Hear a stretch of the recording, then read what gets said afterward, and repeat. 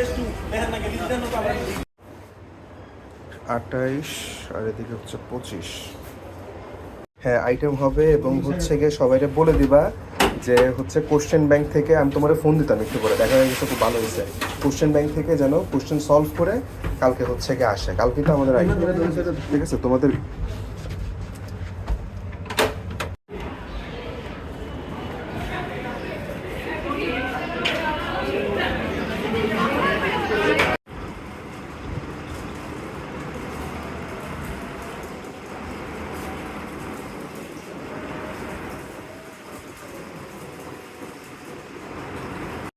না না কে, হ্যাঁ সেটাই জানি। হ্যাঁ আচ্ছা তাহলে তাহলে আমি আসলে নাইটিঙ্গেল মেডিকেল ক্লিনিকে জয়েন করছিলাম 2009 এপ্রিল। ওইখানে আমি বেতন পেতাম 30,000, এখানে এসে দেখলাম কি 25,000 জয়েন। মনটা আমার খুব খারাপ লাগতো। তো তারপর প্রফেশনাল পরীক্ষা আসলো এবং এখানে দেখলাম কি আমাদের ফার্মাকোলজি ডিপার্টমেন্টের রেজাল্টের অবস্থা একটু খারাপই ছিল,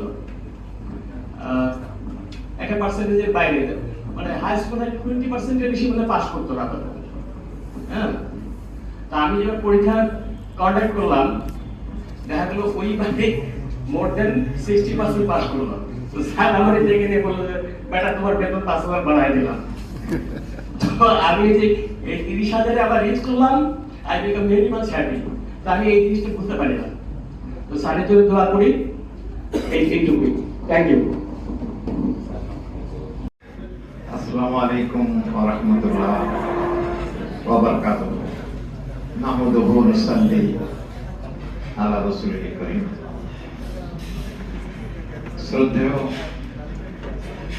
ইসলাম মেমোরিয়াল মেডিকেল কলেজের ফাউন্ডার প্রয়াত মোহাম্মদ শামসুল হক স্যারের আজকে এই মিলাদ